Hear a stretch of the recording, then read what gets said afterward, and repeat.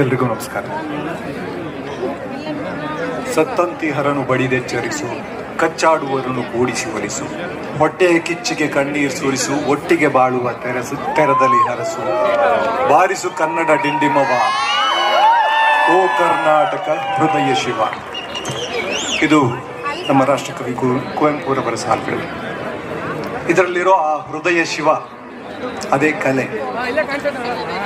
ಇದು ಕವಿಯ ಕಲೆಯ ಆಶಯ. ನನ್ನ ಮಟ್ಟಿಗೆ ಜನರ ದನಿಯಾಗದ ಕಲೆ ಸಂಪೂರ್ಣವಲ್ಲ, ಅರ್ಥಪೂರ್ಣವಲ್ಲ. ಸರ್ವ ಜನಾಂಗದ ಶಾಂತಿಯ ತೋಟ. ಈ ಸಾಲು 10 ಹಲವು ನಾಡುಗಳು, 10 ಹಲವು ಸಂಸ್ಕೃತಿಗಳು, ಭಾಷೆಗಳಿಂದ ಬಂದು ಆ ಎಲ್ಲ ಸಂಸ್ಕೃತಿಗಳ ಸಿನಿಮಾಗಳು ಬಂದಿಲ್ಲಿ ಒಂದು ಸೇರಿ ಆಚರಿಸ್ತಿರೋ ಈ ಹಬ್ಬದ ಆಶಯವನ್ನು ಹೇಳ್ತವೆ. ಹಾಗಾಗಿ ಇದು ನಮ್ಮ ರಾಷ್ಟ್ರಕವಿ ಕುವೆಂಪುರವರ ಹಾಗೂ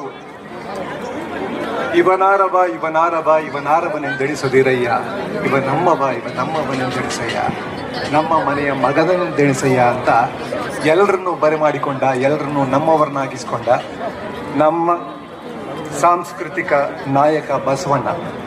ಇವರಿಬ್ಬರೂ ಪ್ರತಿಪಾದಿಸಿಕೊಂಡು ಬಂದಂತಹ ವಿಚಾರ ಮತ್ತು ಮೌಲ್ಯಗಳನ್ನು ಪ್ರತಿಬಿಂಬಿಸುವಂತಹ, ಕಾಯಕ ಕಿಳಿಸುವಂತಹ, ಸಂಭ್ರಮಿಸುವ, ಜಗತ್ತಿಗೆ ಹರಡುವ ಹಬ್ಬ. ಸರ್ವ ಜನಾಂಗದ ಶಾಂತಿಯ ತೋಟ. ಈ ತಲೆಬರಹದ ಈ ಶೀರ್ಷಿಕೆಯ ಅವಶ್ಯಕತೆ ಏನಿತ್ತು?